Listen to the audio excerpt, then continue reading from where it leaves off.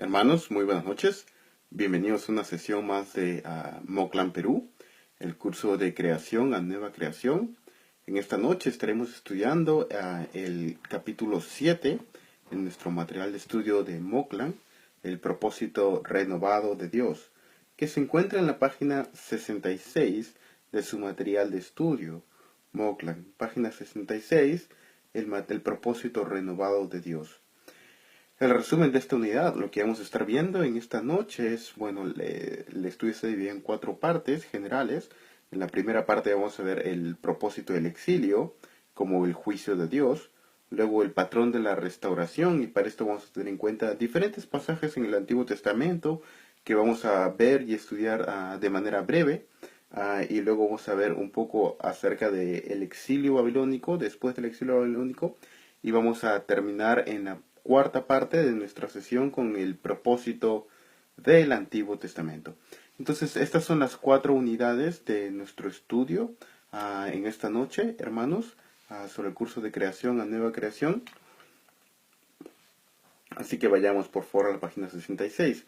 Y con esto, el día de hoy, con el capítulo 7, concluimos toda la sección de nuestro estudio del Antiguo Testamento. Y la próxima semana comenzamos el capítulo 8 y arrancamos con todo lo que es la sesión del Nuevo Testamento. El día de hoy estamos culminando con lo que es la parte del exilio del pueblo de Israel, y la próxima semana vamos a estar viendo claramente cómo la lección del día de hoy se conecta con la de la próxima semana. El fin del exilio comienza con la venida de nuestro Señor Jesucristo. Y para esto les pido que vayamos a la página 66, en su material de creación a nueva creación. Dice: la salvación de la historia en la humanidad. El fracaso descrito en la unidad anterior originó una pregunta importante. ¿Cambiaría Dios de idea? Con el reino del norte desaparecido después del año 722 y el reino del sur conquistado y el pueblo en el exilio en Babilonia en el año 597, ¿se cumpliría ahora el propósito de Dios para Israel y por tanto para toda la humanidad? El exilio como juicio. Y ese es un punto importante, hermanos, porque si usted estuviera viviendo en la época del exilio, al ver la destrucción del templo en Jerusalén, probablemente una de las cosas que hubiera pensado es: se acabó, ya no hay esperanza para nosotros, el templo que simbolizaba la presencia de Dios está destruida, Jerusalén, que era la ciudad santa, está completamente en ruinas, el pueblo de Dios al cual Dios había jurado proteger y a través del cual él iba a bendecir todas las naciones, se encuentra en exilio. Entonces, si usted hubiera estado viviendo en esa época, probablemente usted y yo lo primero que hubiéramos pensado es: se acabó, es el fin de toda es el fin de del propósito y las promesas de Dios. Y es en este contexto particular en el que juegan un rol muy importante los profetas. Porque los profetas no tienen primariamente el propósito de declarar el futuro, sino declarar la palabra de Dios para el pueblo de Israel. Ahora, si usted se conecta en este contexto de desesperanza en el cual estaba el pueblo, el mensaje principal de los profetas dentro de la parte exílica y posexílica, diríamos que es una moneda con dos caras. En una cara de esta moneda, el mensaje de los profetas era siempre un mensaje relacionado con el juicio. Juicio de Dios si es que no se arrepienten. Juicio, juicio, juicio. Era el mensaje de los profetas. Pero sin embargo, este mensaje de los profetas siempre iba marcado por la otra cara de la moneda. Y en esta otra cara de la moneda era justamente lo que daba esperanza al pueblo, que era la esperanza de Dios para con su pueblo en el cumplimiento de sus promesas. Y es justamente en esta parte de la esperanza de Dios, de que Dios, de la misma manera que Él ha actuado en el pasado, va a actuar en el futuro, es que se encuentra lo que a veces nosotros comúnmente llamamos o conocemos como profecía, es decir, la manera como Dios va a obrar en el futuro, en la restauración de su pueblo. Pero ese es un punto importante que tenemos que tener en cuenta, hermanos, la parte de juicio, pero siempre esperanza, que van de la mano en el mensaje profético. Y esto no solamente fue el mensaje de como tema central en los profetas en la parte posexílica, sino yo creo que también es un mensaje importante en el momento en el que nosotros predicamos la palabra de Dios. Nosotros no somos profetas como en el Antiguo Testamento, pero sí tenemos la misión de declarar la palabra de Dios al pueblo, y debe ir sazonada con un elemento de juicio si es que no hay arrepentimiento en las personas, pero siempre debemos enfatizar la parte de la esperanza. Hay una esperanza de parte de Dios y un amor genuino y sincero de Dios para con todo su pueblo y para con todo el mundo. El mensaje de esperanza es el mensaje del Evangelio. Esas son las buenas noticias del Evangelio. Sigue diciendo su material. Amós y Oseas declararon que este juicio recaería sobre el pueblo debido a su infidelidad hacia Dios y a su pacto. La captura de las tribus del norte por parte de los asirios se retrata como un retorno a Egipto, igual que si regresaran a la situación de esclavitud de la cual Dios los rescató en la época de Moisés. El reino sureño de Judá, el destino del reino del norte, llamado a veces Samaria y otras veces Efraín, fue utilizado como una advertencia y un ejemplo. Y ese es un punto importante, hermanos, porque debemos tener en cuenta el reino del norte fue el primero que cayó, y es descrito como un retorno a la parte del exilio en Egipto. Ahora, cuando nosotros vemos un elemento de juicio de Dios, como por ejemplo el exilio, o como por ejemplo el diluvio, cuando vemos un elemento de juicio de Dios grande, como el exilio o como el diluvio, estos juicios de Dios indican usualmente un patrón de retroceso en los propósitos de Dios. Y a lo que me refiero es esto. Por ejemplo, en el caso de el diluvio, vemos que Dios, la creación original prosigue una decreación hasta que llega el punto del diluvio, en el cual es el punto máximo de pecaminosidad y la tierra es destruida, y representa un regreso al desorden y caos que existía antes de la creación. Y es lo mismo con la parte del exilio. El pueblo de Israel fue liberado de Egipto a fin de que pudieran ser una luz para las naciones. Sin embargo, el exilio y la conquista del pueblo marca de una manera significativa un regreso a esclavitud similar a la que el pueblo tenía cuando estaba en Egipto. ¿Se dan cuenta cómo hay este retroceso de regreso a Egipto en un nuevo Egipto? Pero esta vez no es Egipto, es Babilonia. Y ahí, en una manera, es un retorno, ¿se dan cuenta? Es un retorno a lo que había acontecido primariamente. Ahora, ¿por qué se da esto en el antiguo pacto? ¿Estamos nosotros entonces en el nuevo pacto sujetos a un retroceso? ¿Qué pasa si peco? ¿Pierdo mi salvación? ¿Por qué en el nuevo pacto afirmamos que la salvación no se pierde?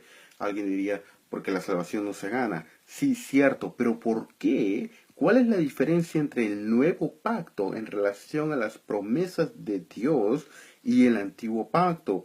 Bueno, la Biblia es clara al afirmar en Hebreos 7:8 que el antiguo pacto era un pacto falible debido a la desobediencia del pueblo para cumplir los requerimientos del pacto.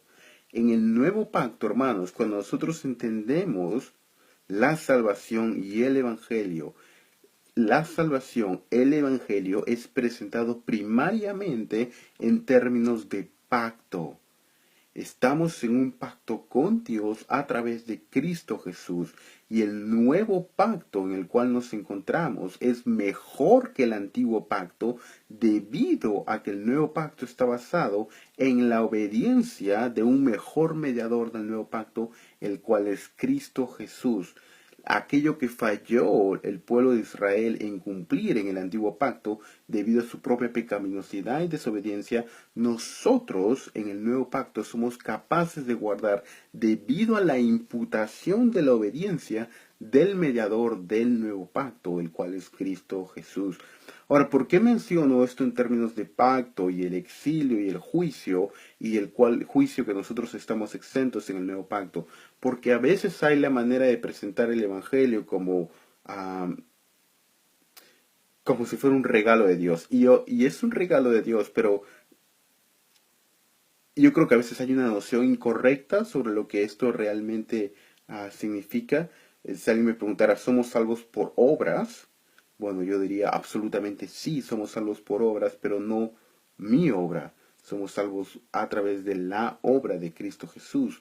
Sus buenas obras son realmente imputadas por mí.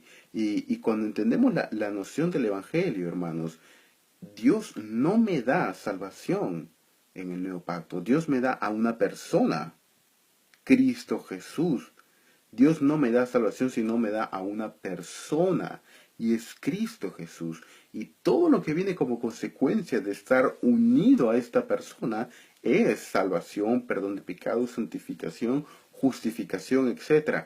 Ahora, el peligro de enfatizar un esquema del Evangelio fuera de las categorías del pacto es que a veces se tiende a presentar el Evangelio fuera de Cristo Jesús, o como si Cristo Jesús fuera el ticket que posibilita mi salvación. Ok, quiero Cristo porque en realidad quiero mi salvación. No, quiero a Cristo y como consecuencia de querer a Cristo es mi salvación. Dios no me da salvación, Dios me da a una persona, Cristo Jesús, y salvación es una consecuencia de estar unido a Cristo Jesús, el mediador del nuevo pacto. Hermanos. Y es eso el punto que quería enfatizar aquí en cuanto a la obediencia y desobediencia de Israel en el antiguo pacto y cómo se relaciona esto con el nuevo pacto. A página 67 dice, debido, en párrafo primero, debido a que repetidas veces quebraron el pacto que Dios estableció con ellos, Jeremías 1, 11, 1 al 13, debían ser excluidos de la tierra y de la bendición prometidas por Dios en dicho pacto, como había sido la advertencia en Deuteronomio capítulo 28, 58 al 68. Y quiero solamente leer Jeremías 11 del 1 al 13. Jeremías 11 dice la palabra del Señor. Consecuencias de violar el pacto de Dios. Jeremías capítulo 11. Esta es la palabra que vino a Jeremías de parte del Señor. Oigan las palabras de este pacto y díganla a los hombres de Judá y a los habitantes de Jerusalén. Les dirán, así dice el Señor, Dios de Israel. Maldito el hombre que no obedezca las palabras de este pacto, que mandé a sus padres el día que los saqué de la tierra de Egipto, del horno de hierro, y les dije, escuchen mi voz, obedézcanme, y hagan conforme a todo lo que yo les mando, y ustedes serán mi pueblo, y yo seré su Dios, para confirmar el juramento que juré a sus padres de darles una tierra que emana leche y miel, como lo es hoy. Entonces respondí, Amén, Señor. Y el Señor me dijo, proclama todas estas palabras en las ciudades de Judá y en las calles de Jerusalén, diciendo, oigan las palabras de este pacto y cúmplanlas, porque bien advertí a sus padres el día que los hice subir de la tierra de Egipto, y hasta hoy los he amonestado con insistencia, diciéndoles, escuchen mi voz, etcétera, hermanos. Lo pueden leer. Pero bueno, un punto importante a mencionar aquí, hermanos, es que la desobediencia del pueblo conlleva un rechazo de parte de Dios como consecuencia de su pecado. El pacto de Dios en el Antiguo Testamento era un pacto condicional o un pacto incondicional. ¿Era condicional o era incondicional? Bueno, era ambos. Es condicional e incondicional el pacto en el Antiguo Testamento. ¿Es el pacto en el nuevo pacto condicional o incondicional? Ambos, pero el pacto en el nuevo pacto se convierte en incondicional porque el pacto es cumplido por Cristo Jesús y aquello que era condicional. Hermanos, el cumplimiento en el nuevo pacto estaba sujeto a la obediencia de Cristo Jesús. Es la obediencia de Cristo Jesús que cumple los requerimientos legales del pacto, lo que es adjudicado a nuestra salvación. ¿Y por qué menciono estas palabras adjudicado, justificación, santificación, adjudicación del pacto? Es que este es el lenguaje que se usa en los reformadores. Calvino, Lutero, la teología reformada siempre ha enfatizado este elemento de la salvación primariamente con referencia a un pacto. Este lenguaje de deja que Jesús entre en tu corazón o abraza a Jesús, que Jesús sea tu salvador personal, haz de Jesús tu rey, realmente no tiene fundamento escritural. Dejo a que Cristo sea entrar a Jesús en mi corazón. Lo que dicen las escrituras es el pacto. Somos trasladados de un reino a otro reino a través de un mediador de un nuevo pacto. En el Antiguo Testamento era el pacto a través de Moisés en la ley mosaica. En el Nuevo Pacto es el pacto a través de Cristo Jesús. Sin embargo, en cuantas presentaciones del Evangelio se escucha hablar realmente de los términos del pacto, hermanos. ¿Y por qué es esto importante? Porque ahora que estamos en el Nuevo Pacto, depende la aceptación a Dios de nuestra obediencia, sí y no. La obediencia de Cristo es completamente adjudicada a nosotros, por lo cual Dios nos acepta. Pero el hecho de que una persona viva en pecado continuo implica y evidencia la dureza de un corazón que no evidencia los frutos del nuevo pacto. Por lo cual decimos que esta persona no está probablemente en el nuevo pacto, es decir, que no es salva. Y bueno, este es un poco un excurso sobre la relación entre los pactos, hermanos, en el exilio. El patrón de la restauración, Jeremías 31, 8 al 14. Al mismo tiempo que los profetas condenaban al pueblo por su infidelidad y desobediencia, también hablaban de la posibilidad de restauración de parte de Dios. Era seguro, debían aprenderlo. Dios permanecerá fiel a sus promesas y restablecerá y renovará a su pueblo después de que haya ocurrido un gran acto de salvación. Y ese es un punto importante, hermanos, dice ahí su material. La forma de la historia futura, en el segundo párrafo, será una repetición de la historia pasada, pero con una diferencia. La gran diferencia es que ninguna de las debilidades del pasado estarán presentes. Libro Evangelio y Reino, página 98. Vuelvo a leer la cita. La forma de la historia futura será una repetición de la historia pasada, pero con una diferencia significativa. La gran diferencia es que ninguna de las debilidades del pasado estarán presentes. Y ese es un punto importante cuando nosotros estudiamos protología y la relación entre protología y escatología, es decir, cómo se relacionan los eventos primarios con los eventos futuros. Y es que los eventos futuros son una consecuencia de los eventos pasados. ¿Y a qué me refiero? Es que el obrar de Dios en el futuro tiene como base el obrar de Dios en el pasado. Sigue un patrón que se va repitiendo a lo largo del Antiguo y del Nuevo Testamento y a lo largo incluso de la historia. Lo que Dios promete obrar en el futuro resembla la manera como Dios ha obrado en el pasado. Pero al mismo tiempo, el obrar de Dios en el futuro representa una intensificación de la manera como Dios ha obrado en el pasado. Y a lo que me refiero es esto. Por ejemplo, hablamos de el exilio o el éxodo. Hablamos del éxodo de la nación de Israel. Esto es lo que Dios obró en el pasado, ¿verdad? Ahora, va a haber un éxodo hubo un éxodo en la nación de Israel y esto es en Cristo Jesús. Y el éxodo en la nación de Israel presente es aún más grande que el éxodo que hubo en la nación de Israel cuando salieron de Egipto. Entonces lo que Dios hace en el futuro resembla lo que Dios hizo en el pasado, pero representa una intensificación de esto. O por ejemplo la destrucción del templo. Dios juzga el juicio, el pecado del pueblo destruyendo el templo. Y vemos esto es lo que Dios ha obrado en el pasado. Ahora, ¿esperamos que Dios obre en el futuro? Sí. ¿Cómo ha obrado Dios en el futuro? Una intensificación de esto. Bueno, Dios obró destruyendo el templo, el cual fue el cuerpo de nuestro Señor Jesucristo. Se dan cuenta cómo hay una intensificación, pero no solamente hay una intensificación en la manera de obrar de Dios, sino una intensificación en tipo y antitipo.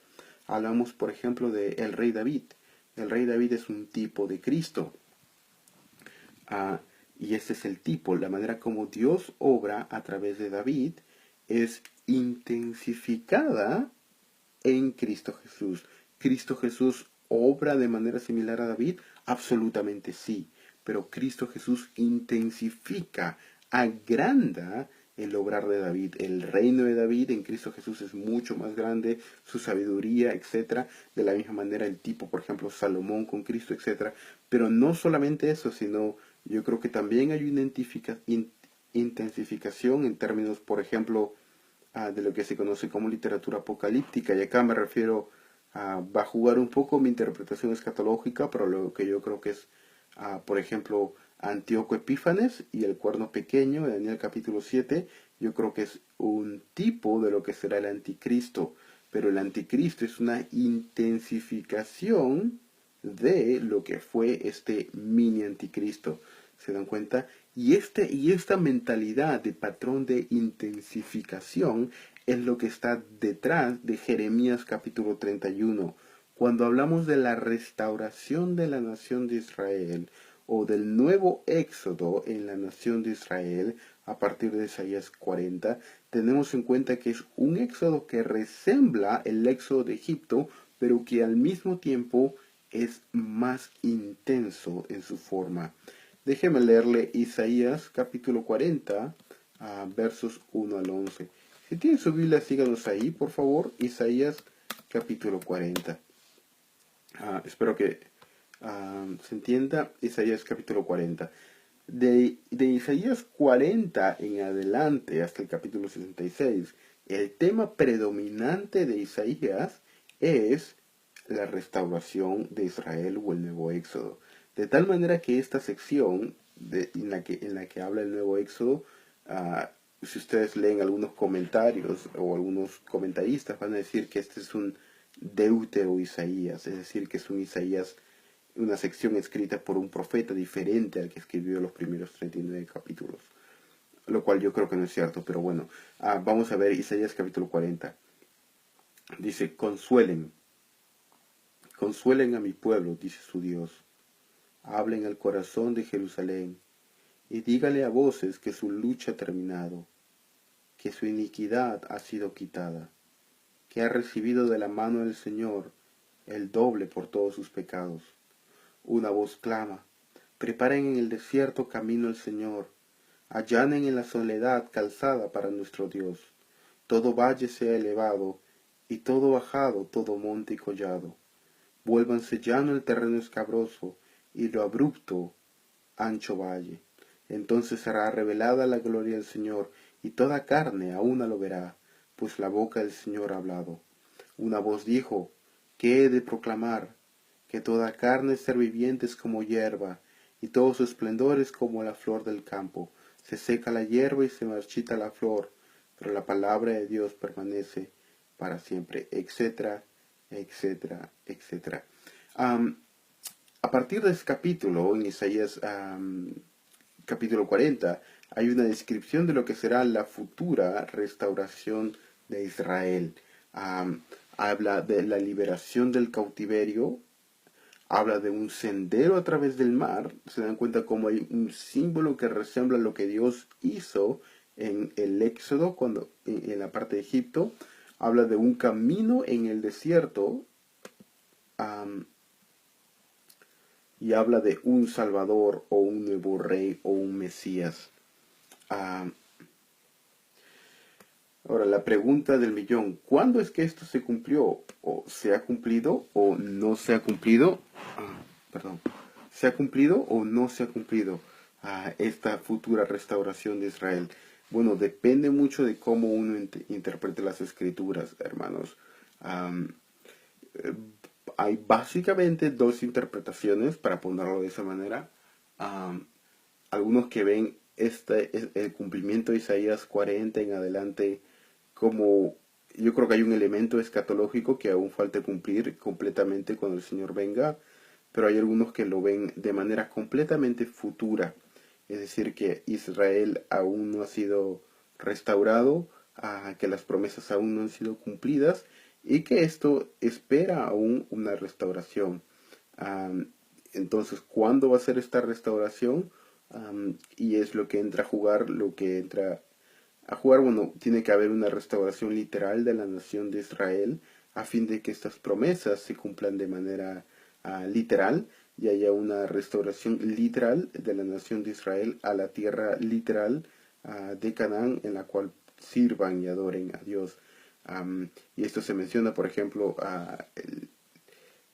y esto es básicamente lo que habla la teología dispensacional o el dispensacionalismo clásico, mientras que la teología del pacto, en algunas de sus variantes, enfatiza que esto ha sido cumplido en la venida de nuestro Señor Jesucristo, que el Señor Jesucristo, como el segundo y verdadero Israel, llevó a cabo el fin del exilio al momento que Él cumplió las promesas de Israel y Él formó el nuevo Israel a partir de la unión entre el Israel físico del Antiguo Testamento y los gentiles en la nueva comunidad del pacto, la cual es llamada la iglesia.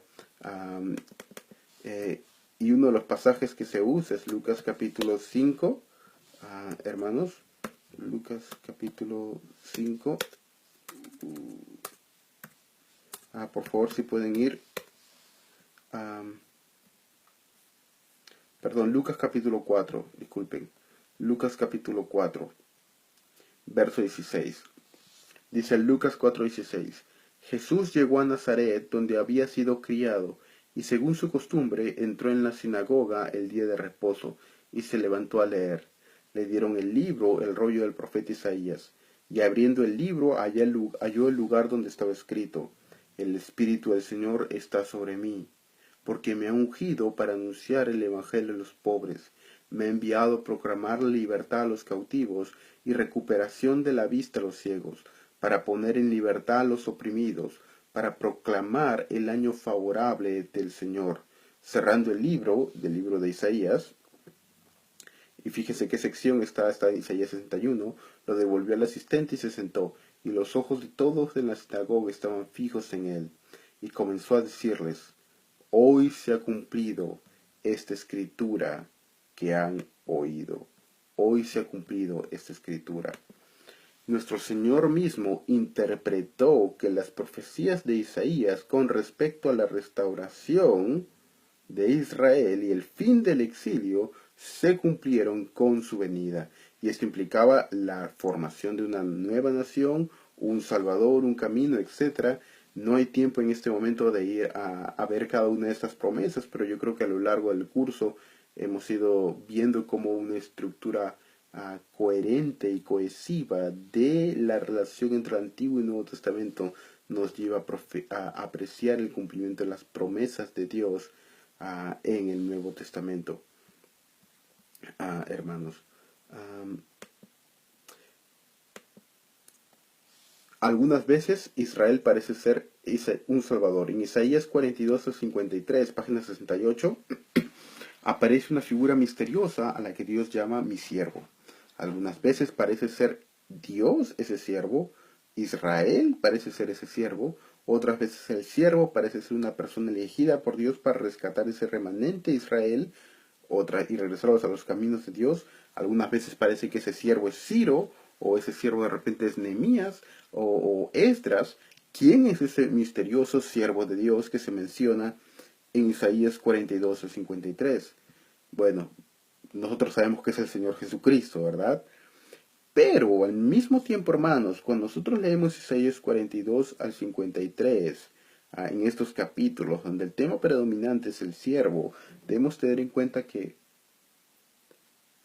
Israel es un tipo del siervo de Dios, es decir, Israel es un tipo de Cristo en servicio de Dios. Luego, Ciro, ¿es Ciro entonces, Daniel, un tipo de Cristo? Sí, Ciro es un tipo de Cristo en el sentido de la liberación al pueblo de Dios. Entonces, es Isaías 53. ¿De quién está hablando? ¿Del Mesías o de Israel? Bueno, si usted va a una sinagoga judía ah, y le pregunta, si usted va a una sinagoga judía ortodoxa y le pregunta, ¿a quién se refiere Isaías 53? Lo que le dirá el rabino es, Isaías 53 está hablando de la nación de Israel, a lo cual yo diría, amén. Isaías 53 está hablando de la nación de Israel, pero nosotros cristianos en el nuevo pacto interpretamos teológicamente Isaías 53 al referirse a la nación de Israel como un tipo de Cristo Jesús, hermanos. Y ese es un punto importante, hermanos. Ahora, cuando nosotros hablamos, y este es un punto que quisiera enfatizar o mencionar, ¿quién es el siervo de Dios? Bueno, el siervo de Dios es el Señor Jesucristo, ¿verdad? ¿Quién es el ungido de Dios? Bueno, el ungido de Dios es el Señor Jesucristo, ¿verdad? ¿Por qué menciono esto, hermanos? Porque a veces hay costumbres en nuestras iglesias de llamar ungido o llamar varón de Dios o llamar siervo. ah, y en un sentido, hermanos, todos somos siervos de Dios. Todos tenemos la unción de Dios. Todos somos ungidos. Todos de la misma manera que todos somos reyes, todos somos sacerdotes y todos somos profetas. Pero llamar a un clero evangélico varón o el siervo de Dios no solamente es incorrecto, sino que el siervo de Dios es un título mesiánico, de la misma manera que el varón o el ungido de Dios es un título mesiánico. Y cuando entre pastores se varonean diciéndole siervo, siervo, siervo, siervo, o varón, varón ungido, yo creo que si van a llamar a un pastor el ungido de Dios, bueno, llamémosle a todos los creyentes ungido de Dios, y a todos los creyentes siervo de Dios, y a todos los creyentes varón de Dios, y a todos los creyentes rey.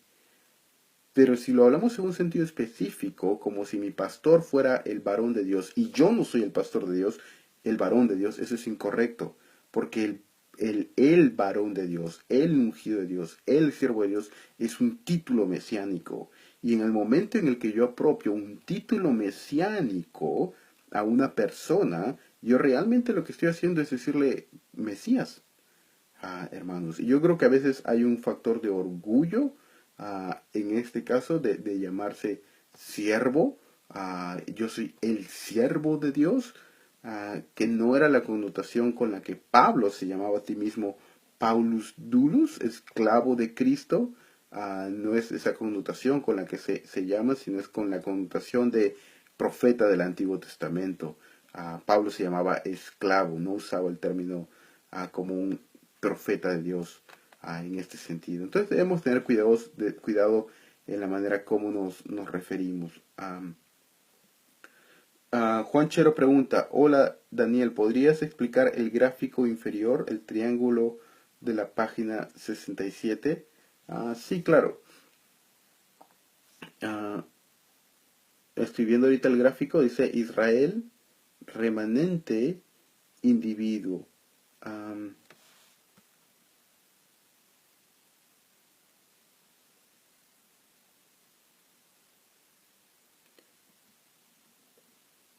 sí, lo que yo...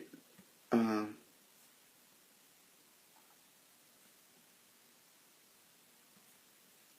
lo que la verdad es que no está muy claro el gráfico, pero lo que puedo entender es que va de mayor a menor, en este caso siendo Israel, luego lo que está dentro de Israel es el remanente y el individuo, que apuntan a la restauración de la nación de Israel o del remanente de la nación. Ah,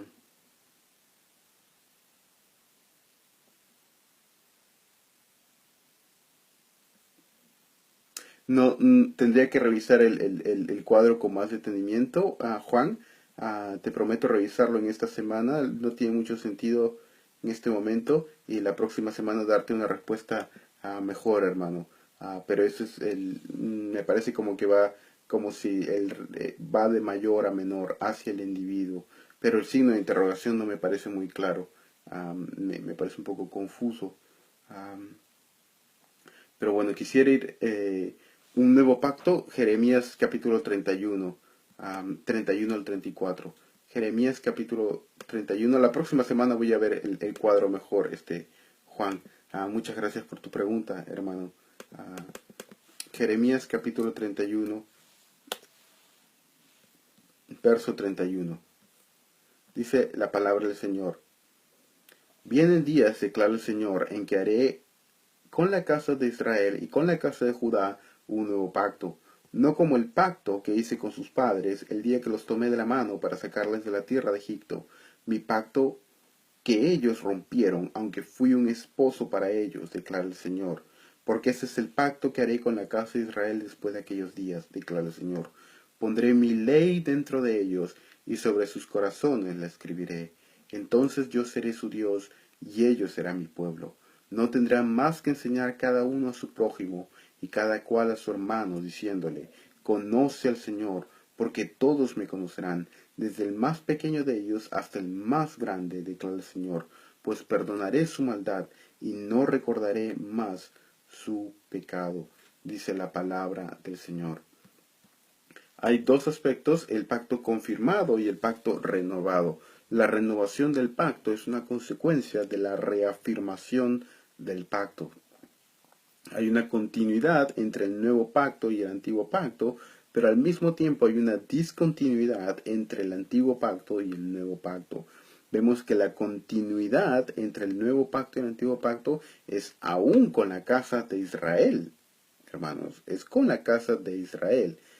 Y la discontinuidad es que es aún un mejor pacto, y por esto el nuevo pacto es con la casa de Israel, pero con un Israel mejorado, o con un Israel renovado, que abarca todas las naciones. Bueno, el pacto confirmado. El nuevo pacto se hará con el Israel renovado, con la casa de Israel y con la casa de Judá. El pacto de Dios con Israel nunca será anulado. Es una expresión de su inamovible intención, tan permanente como su pacto con el día y la noche. Y eso es muy importante porque la certeza del pacto es de la misma certeza. Hay más certeza en el pacto que estamos con Dios que el día de mañana salga el sol. Es más certera nuestra estancia en Cristo Jesús que los elementos como el sol y la luna estén en este momento en el universo.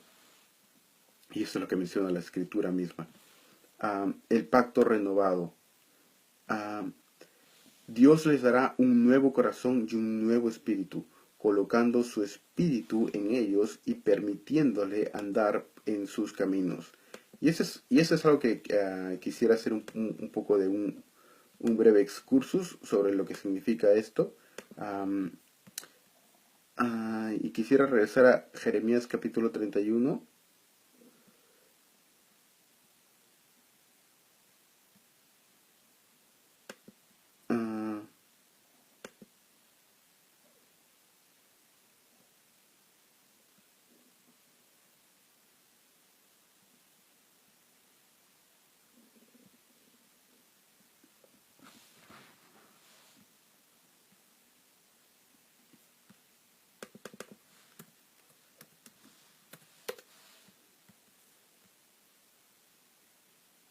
Y quisiera ver este pasaje del paralelo en Hebreos capítulo 8.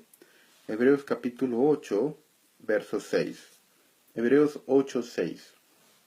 Dice, pero ahora Jesús ha obtenido un ministerio tanto mejor, por cuanto Él es también el mediador de un mejor pacto, establecido sobre mejores promesas. Hebreos 8, 7. Pues si aquel primer pacto hubiera sido sin defecto, no se hubiera buscado lugar para el segundo. Hebreos 8, 8. Porque reprochándolos, Él dice, miren que vienen días, dice el Señor, en que estableceré un nuevo pacto con la casa de Israel y con la casa de Judá. Es el pasaje que nosotros hemos leído. Luego verso 9, verso 10, verso 11, verso 12 del capítulo 8. Porque tendré misericordia de sus iniquidades y nunca me acordaré de sus pecados. Verso 13. Y cuando Dios dijo un nuevo pacto, hizo anticuado el primero, y lo que se hace anticuado y envejece está próximo a desaparecer, etcétera. Y luego pasa a hablar del tabernáculo, etcétera, de la sangre del nuevo pacto. Ahora, es claro, hermanos, que en la mente del autor del libro de Hebreos, el cumplimiento del nuevo pacto se da en Cristo Jesús y que en la actualidad estamos viviendo a la luz del nuevo pacto. Y ahora, hermanos, personalmente yo creo que el estar en el nuevo pacto es un sinónimo de la venida del reino. Necesariamente el reino tiene que haber venido en Cristo Jesús, y la venida del reino necesariamente conllevaba las promesas que tenía como consecuencia la venida del reino. No puede ser que en la venida del reino, que el reino haya venido en un sentido y que lo que iba era central en el reino era la restauración de Israel en el nuevo pacto. Son estos conceptos tan ligados uno de lo otro que tiene poco sentido hablar del uno sin hablar del otro. Es como decir, eh, son conceptos tan relacionados entre sí, hermanos. El nuevo pacto, la venida del reino y la restauración de Israel son conceptos ligados. Uno no podía venir sin el otro. Es uno, es una consecuencia del otro. Son conceptos intrínsecamente ligados en las escrituras. Ahora, ¿qué se refiere cuando dice, les daré un nuevo corazón y un nuevo espíritu? Bueno, se refiere a una nueva naturaleza, al centro de nuestros pensamientos, de nuestros afectos, el centro de nuestro corazón. No se refiere a una esencia pecaminosa, no se refiere a una parte, como si, a una substancia pecaminosa que es reemplazada por una substancia santificadora, sino más bien se refiere al centro de nuestra mente y nuestros afectos, lo que primariamente amamos y nos deleitamos y pensamos en aquello. Esto es lo que es el nuevo pacto. El nuevo pacto es un sinónimo cuando dice les daré un nuevo corazón. Se refiere a un nuevo espíritu, a una nueva naturaleza, lo que llamamos a la naturaleza divina o el nacer de nuevo. Hermanos, un nuevo rey. Isaías 11, 1 al 12.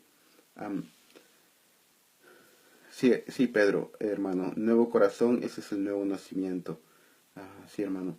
A pesar de la infidelidad de los reyes de Jerusalén y debido a la promesa hecha a David, los profetas siguen indicando la intención de Dios de nombrar un nuevo rey de la casa de David. Su dominio sería el medio de reunir al remanente del pueblo de Dios en una situación de perfecta armonía, como en el huerto del Edén. Y sigue describiéndose en esos capítulos la obra de este futuro Mesías. Ahora, es a través del descendiente de David, como se menciona en estos capítulos de Isaías, que las promesas del Antiguo Testamento hayan su cumplimiento. Cuando nosotros vemos una promesa en el Antiguo Testamento, es y debemos interpretarla de manera cristocéntrica, porque la interpretación de la Biblia es cristocéntrica. Las promesas hayan su cumplimiento en Cristo Jesús, hayan su aval en Cristo Jesús, hayan su significado en Cristo Jesús, y las promesas son primariamente una descripción del obrar en la persona, mensaje y obra de Cristo Jesús. El personaje principal del Antiguo Testamento no es la nación de Israel, es Cristo Jesús obrando a través de la nación de Israel. El personaje principal de todas las escrituras es Cristo Jesús, y es algo que debemos tener en cuenta al momento de leer las promesas y las profecías. El uso que hace Isaías, estamos en la página 69. El uso que hace Isaías del nombre Emmanuel, Dios con nosotros, es en relación al hijo prometido de David. Indica que este regidor sería la garantía de la presencia permanente de Dios con ellos, y por tanto una garantía de la continuidad del pacto. Ese es un punto importante, hermanos, porque al mismo tiempo Dios promete que lo que iba a garantizar que el pueblo iba a cumplir el cumplimiento del nuevo pacto era justamente la presencia de Dios habitando en medio de su pueblo. Vimos que esta presencia, esta promesa de la presencia de Dios había sido perdida en el jardín del Edén. En el jardín del Edén Dios solía pasearse en medio de su pueblo. Como consecuencia del pecado, esta presencia fue quitada de en medio de su pueblo. Y luego esta presencia fue simbolizada a través del tabernáculo, simbolizada a través del templo, simbolizada a través de la palabra de Dios viniendo y morando en su pueblo. Y luego vemos que en Cristo Jesús, vimos la clase pasada, como Cristo se templifica o se tabernaculariza, pero en Isaías hay el título de Dios Emmanuel, Dios con nosotros, la presencia de Dios habitando en medio de su pueblo, lo que garantiza que el pueblo cumpla el pacto al tener la presencia de Dios en nosotros. ¿Se dan cuenta? Es Dios pone las condiciones del pacto, el Padre, Cristo Jesús cumple las condiciones del pacto, el Hijo, y el Espíritu Santo es el que está dentro de nosotros, que nos capacita para cumplir con el pacto. ¿Se dan cuenta este obrar triuno en relación al pacto? El Padre estipula las condiciones del pacto, el Hijo cumple las condiciones del pacto y el Espíritu Santo llena, es la presencia de Dios morando con nosotros, es el Espíritu Santo dentro de nosotros, lo cual nos capacita para cumplir las premisas del pacto. Padre, Hijo y Espíritu Santo actúan completamente en la salvación y el cumplimiento en el nuevo pacto. Dios está con nosotros, su Espíritu está dentro de nosotros, esta presencia prometida de Dios que se fue en el jardín del Edén, que estuvo con nosotros en Cristo Jesús cuando Cristo estuvo aquí en la tierra, ahora está dentro de nosotros a través del Espíritu Santo de Dios que mora en nosotros. Padre, Hijo y Espíritu Santo. Una nueva creación, hermanos. Y ese es un punto que quisiera, un punto importante. Leer un par de párrafos y luego hacer una aplicación. Dice 2.4, una nueva creación. Esto se relaciona con la promesa central del pacto de la época de Abraham, de que Dios bendeciría a su pueblo en la tierra que había preparado para ellos, con la condición de que vivieran bajo su reinado, como se observa en pasajes como Isaías 11, 6 al 9 y Ezequiel 34, 25 al 31. Lee Isaías 17 al 25. Isaías retrata la nueva creación o cielos nuevos y tierra nueva que Dios creará en términos de una Jerusalén renovada. Quisiera leer ese pasaje y luego hacer una breve explicación, hermanos. Isaías 65, 17. Isaías 65, verso 17.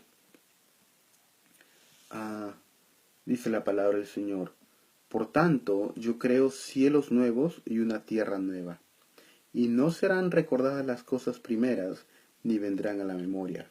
Pero gócense y regocíjense para siempre en que yo voy a crear, pues voy a crear a Jerusalén para regocijo y a su pueblo para júbilo. Me regocijaré por Jerusalén, me gozaré por mi pueblo. No se oirá más en ella voz de lloro ni voz de clamor, ni habrá allí más niño que viva pocos días, ni anciano que no complete sus días, porque el joven morirá a los 100 años, y el que no alcance los 100 años será considerado maldito. Construirán casas y las habitarán, también plantarán viñas y comerán su fruto.